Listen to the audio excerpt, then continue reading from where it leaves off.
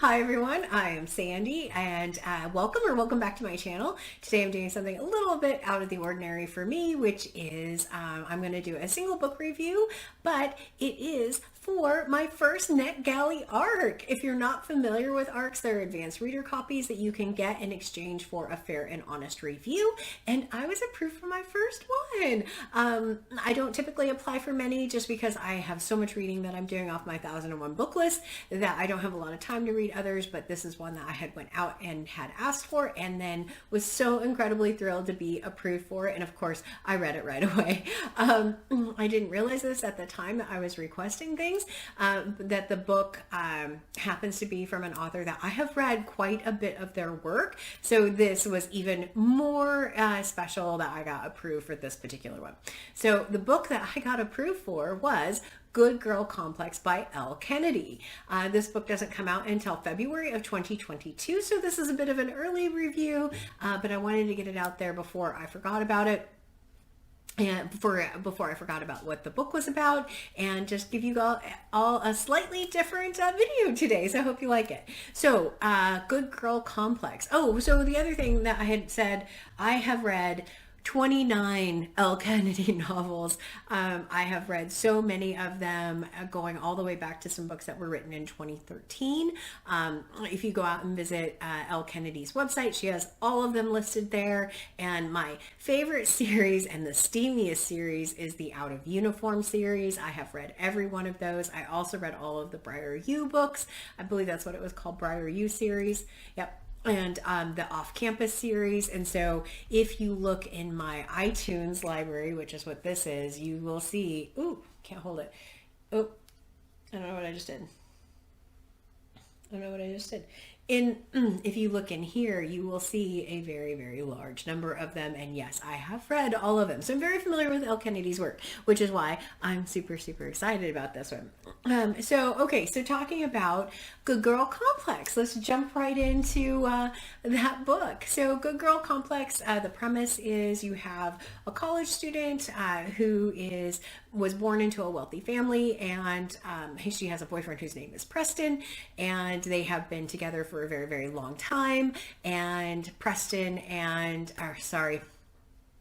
the premise is basically a revenge romance novel. There's an altercation between two people, which causes one of the characters to seek revenge on the person who wronged him by going after their girlfriend. That's the basic premise of the initial part of the story. So who are the players? The players are Mackenzie, and Mackenzie, I believe her last name is Cabot, if I remember correctly.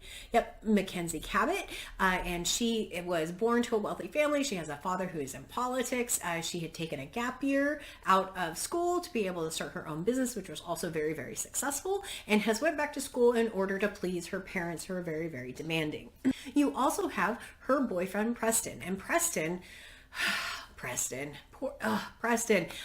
is to Mackenzie very, very nice and presents one face. To the rest of the world, he presents another face, where he is someone constantly going after other women, cheating.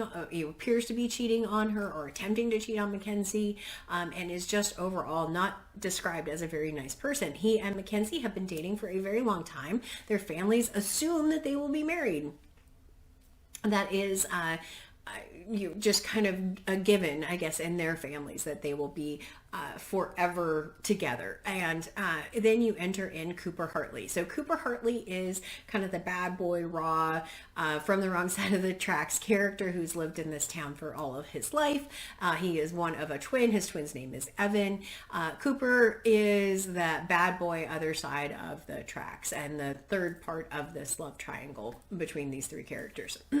So there's an altercation. So the story. Let's get to the story. The story is that Cooper and Preston have an altercation fairly early in the book, in which Preston gets Cooper fired. And Cooper decides that the best way to get revenge on Preston when he's talking with his friends is to steal his girlfriend. And of course, it doesn't hurt that Mackenzie is gorgeous, and decides that, yep, that's the best way to get revenge on him and clear his name in the community, is to try and get Mackenzie from Preston. So you go through a lot in the beginning where they're just meeting and talking and becoming friends. It is a little bit slow in the beginning. I wanted the pace to be slightly faster. I wanted them to get together faster and for Mackenzie to make the decision regarding Preston earlier. It kind of goes and drags on a little bit in that first part. But once Mackenzie and Cooper get together, that's where the story really took off for me. I really enjoyed their interactions quite a bit. I mean, this is a contemporary romance novel, so it has a fairly formulaic premise to it, that, you know, boy and girl meet, boy and girl break up, boy and girl live happily ever after, and kind of the details in there might vary, but that's a fairly standard kind of storyline for these types of novels. But once they do get together, it is I love their interactions. I loved how Cooper treated Mackenzie. I liked how she kind of was standing up for herself. Of course, all of Cooper's friends still know that this was something that he was doing for revenge, and no one wants Mackenzie to find out.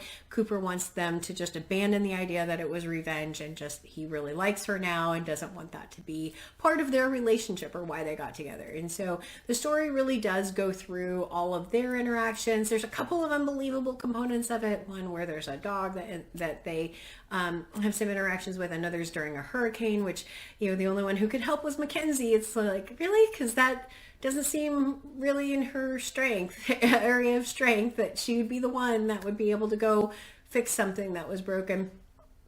But those are all very minor details that would detract from the story for me.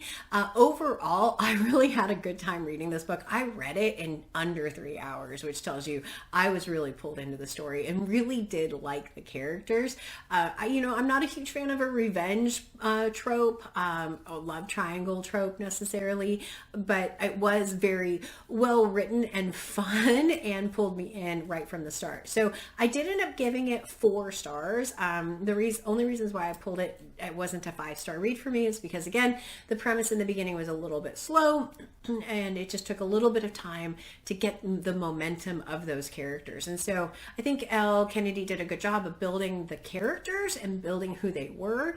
I'm not sure about the title of the book, of Good Girl Complex, because it didn't feel like she was a traditional kind of good girl that was trying to break out from that necessarily. She might be trying to break out from under her parents, and potentially away from her boyfriend. But yeah, the good girl part of it, I'm not sure. Anyway, so in summary for the book, I really did enjoy it quite a bit. Like I said, I read it very, very quickly. It is very, very steamy in places. So if that's not your kind of story, just know going into it that there are a lot of, what I would call steamy or smutty scenes, I guess. But I'm there for those. I haven't talked about that a lot on my channel just because I haven't had a lot of time to read any type of romance novels lately. But yeah, this one didn't disappoint in that category. Weirdly, it is slightly more sedate than some of the other novels that Elle Kennedy has. So I thought that was a really interesting kind of comparison to some of the prior ones, but I really did enjoy it quite a bit. The last kind of thing is the book cover. So I don't understand this book cover very much, especially after having read the story. So you have what I'm assuming is Mackenzie sitting on the beach watching someone swimming, and he is swimming and he has an anchor on his arm. And to me, that part, I didn't really understand that part of the cover, because in the story, there's only one scene where he's actually swimming, and he does have an anchor tattoo, but definitely not on his arm. So I'm not sure why that's kind of on the cover. And when you look at the cover, it looks like it's trying to be marketed to kind of more of just a mainstream audience. And the cover very much gives me Big Summer, I think is what it's called, or The People You Meet on Vacation kind of vibes to it. And it's probably because the cover, I think the color is similar to that. So I get and respect kind of who it's being marketed to. It's just very much a departure from other covers that you have of Elle Kennedy's novels. And I'll put up some pictures of the books. And so in some of my favorite ones, like I said, are the Out of Uniform series, and it is very, very different from that. So I'm imagining that it's part of the marketing for it to appeal to a wider audience. I really like some of the original covers some of her books have, because you get a very good picture of how steamy they really will be. Like I said, this one is a little bit more toned down from those, so that could be why the cover is that. But overall, I ended up giving it 4 stars. I would highly recommend it if you like Elle Kennedy's novels. You won't be disappointed by this one. Just know it's not quite as I don't want to, is graphic the right word, as some of her other novels, but I really did like it, and I'm so glad I got approved for the NetGalley ARC. But it comes out February of 2022, so I believe you can pre-order it now, if I'm correct, and I hope you liked it. I hope you liked my single review of a book, and that it was an advanced reader copy. Very, very excited. I haven't submitted my full review onto NetGalley yet. I hope to do that in the next couple of days, but I hope you like this, and as always, like, comment, and subscribe. Until next time, everyone, thanks, bye.